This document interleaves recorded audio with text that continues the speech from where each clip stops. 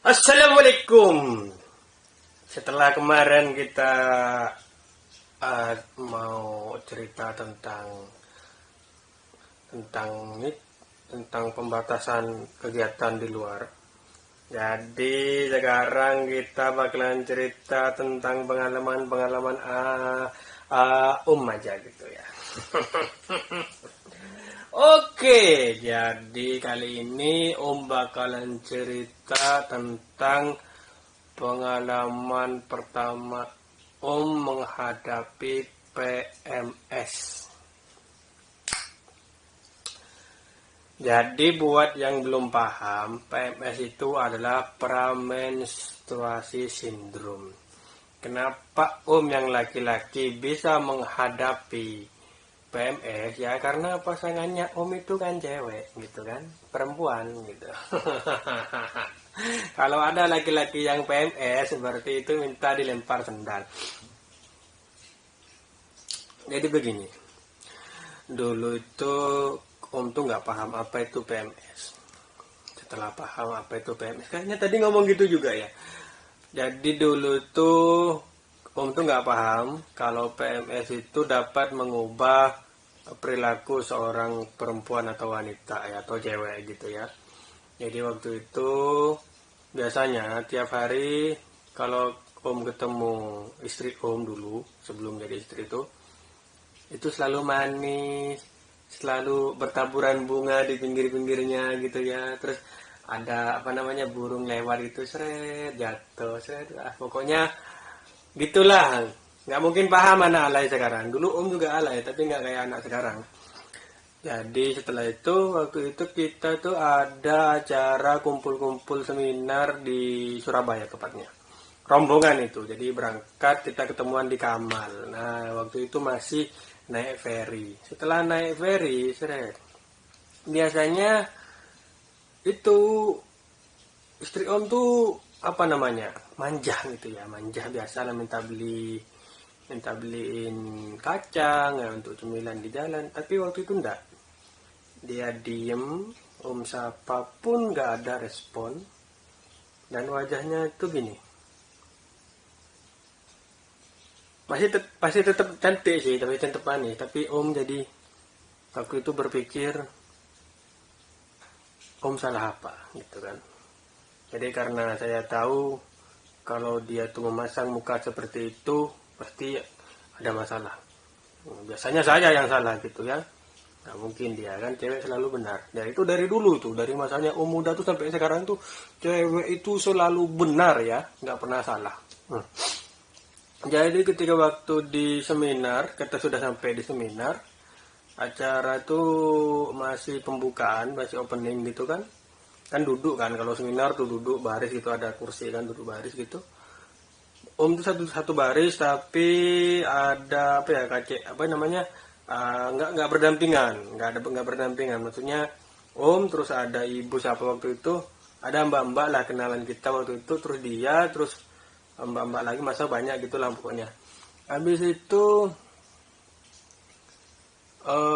tanyain kenapa kan gitu, tapi nggak balas. Tentunya ibu yang diantara kita itu merasa terganggu mungkin ya, karena nanya terus kenapa, kayak kasihin. Itu selalu prepare dari dulu tuh, beli yang namanya maizon, beli makanan, roti dan lain-lain, saya kasihkan ke istri waktu itu. Biasanya langsung dicemil, tapi waktu itu nggak dicemil, nggak disentuh, nggak dicemil. Nanya, dianya tambah nyeroteng, tambah gini, kasih minyak kayu putih, biasanya langsung diambung-ambungin, dicium-cium, karena dia tuh favoritnya memang minyak kayu putih. Kalau cewek lain tuh pakainya Pusel, dia tuh pakainya minyak kayu putih kemana-mana, dari dulu sampai sekarang. Jadi nggak pernah beliin parfum, karena memang nggak mungkin dipakai. Habis itu, mungkin mbaknya ini, ibu ini, karena memang usianya lebih jauh dari kita, mungkin dia penasaran, dia nanya. Dulu nggak ada bahasa kepo, nggak ada. Akhirnya ibu ini nanya ke istri mereka bisik-bisik. Nah setelah itu ibu ini diam sebentar, terus ngomong ke coba kamu keluar cari obat yang namanya Feminax. Maaf, ini sebut merek, yang namanya Feminax. Oh iya, itu kenapa Bu? Ini lagi sakit perut Ulfanya. Coba kamu beliin Feminax. Nanti buat diminum biar nggak sakit perut. Oh, itu obat sakit perut Bu. Iya, pokoknya gitu, itu obatnya sakit perut pas lagi PMS, dia bilang. Saya kan nggak paham. Coba kamu cari di luar, belinya di mana? Kalau nggak di apotek, biasanya di warung-warung ada, dia bilang kan. Akhirnya keluarlah saya waktu itu, karena memang acaranya belum dimulai, masih opening. Keluarlah saya keluar, nyari di luar itu nggak ada apotek, di luar juga nggak ada toko kelontong, adanya cuman minimarket, belum ada Indomaret waktu itu di daerah itu. Akhirnya saya masuk ke minimarket, saya tanya ke yang jual, ibu-ibu juga ternyata, Bu, ada obat nggak? Obat apa? Obat sakit perut. Oh banyak. Dikasihlah obat sakit perut yang lain kan. Oh bukan Bu, Eh, eh, mereknya Feminax. Oh Feminax, dia bilang kan. Nggak ada Mas. Buat siapa? Iya ada, buat ini saya. Oh gitu, nggak ada Mas kalau Feminax. Oh nggak ada Bu ya. Di mana Bu ya, ya adanya? Saya tanya gitu kan baik-baik. Ibunya bilang, oh kalau Feminax itu aja Mas, sampean beli aja itu Kiranti, dia bilang. Itu minuman juga buat kalau sakit perut, pas kalau perempuan lagi sakit perut, dia bilang gitu. Oh sama Bu ya? Iya fungsinya sama, dia bilang. Oke, akhirnya saya beli Kiranti waktu itu masih mahal. Tahun 2008 tuh saya beli itu 7.000 kalau nggak salah. Saya keluar, saya bawakan ke istri saya waktu itu. Saya kasihkan ke mbak saya, karena saya tahu kalau saya ngasih nggak mungkin diterima, karena waktu itu saya kayaknya mengalami sebuah apa namanya, pokoknya dihukum lah, pokoknya gitu, dibenci untuk hari itu pokoknya.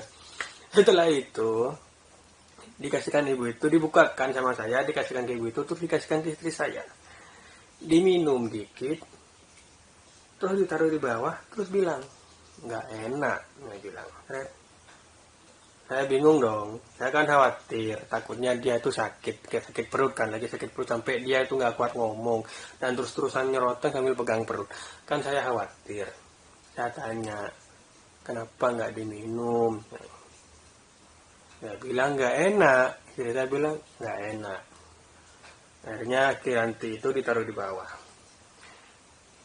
Yang namanya saya waktu itu nggak mikir, saya cuma mikirnya, ternyata Kiranti ini nggak enak, saya beli mahal-mahal. Terus saya ambil dong di bawah, saya baca tulisannya kan ada jamu gitu kan.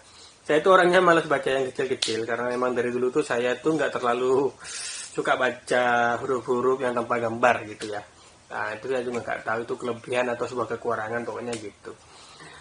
Setelah itu Kiranti itu saya minum, cakluk, enak, rasanya itu kayak sinom, mirip-mirip sinom, tapi emang agak-agak pahit gitu. Tapi yang bikin saya aneh, ketika saya minum, yang ibu ini teriak, yang istri saya teriak, gitu. Tapi setelah teriak mereka ketawa, dua-duanya ketawa. Habis itu yang di pinggirnya juga noleh, ya saya ketawa juga. Yang di pinggir saya juga ada ibu-ibu, bapak-bapak. Enggak, saya duduk paling pinggir. Tapi di depan saya juga ada ibu-ibu noleh ke saya, juga ketawa. Saya nggak paham kenapa, tapi saya bilang, enak kok. Nggak apa-apa, ini coba minum lagi. Tapi saya nggak paham kalau memang waktu itu PMS itu adalah hal yang cukup menyakitkan bagi perempuan ya. Jadi waktu itu pengalaman saya menghadapi PMS, saya minum Kiranti dan alhamdulillah saya nggak sakit perut waktu itu, dan saya juga nggak lancar datang bulannya waktu itu, karena emang nggak datang bulan. Tapi ya begitu, saya minum Kiranti dan begitulah. Jadi memang ya, apa namanya, istri saya perutnya juga masih sakit, tapi minimal dia ketawa, dan setelah itu dia nggak nyerotong lagi ke saya sampai pulang. Itu yang mungkin saya syukuri waktu itu. Yang tidak saya syukuri mungkin karena saya minum Kiranti ya. Saya nggak tahu kalau itu minuman khusus cewek. Jadi waktu itu tipsnya bagi cowok-cowok di luar sana, ketika pasangan Anda sekalian itu mengalami PMS dan masih dalam proses PMS, itu saya sarankan Anda harus menyerahkan jiwa dan raga Anda untuk pasangan Anda. Waduh, itu kalau sampai mau dipukul ya diem aja, mau ditusuk diem aja, mau digantung diem aja gitu, mau ditabrakin, mau dicangkrepin ke air, mau diapapun diem aja, ya terima saja. Karena itu nggak akan lama, paling 1 hari.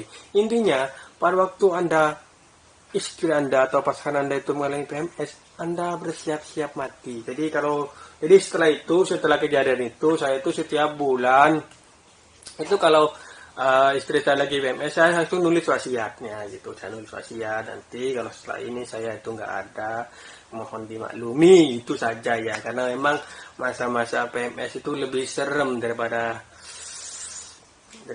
apapun, PMS itu lebih serem daripada apapun. Jadi ya begitulah, mohon dimaklumi. Oke, situ aja. Walaupun nggak ada manfaatnya, saya tahu. Yang penting bikin video. Assalamualaikum. Saya udah bisa matiin.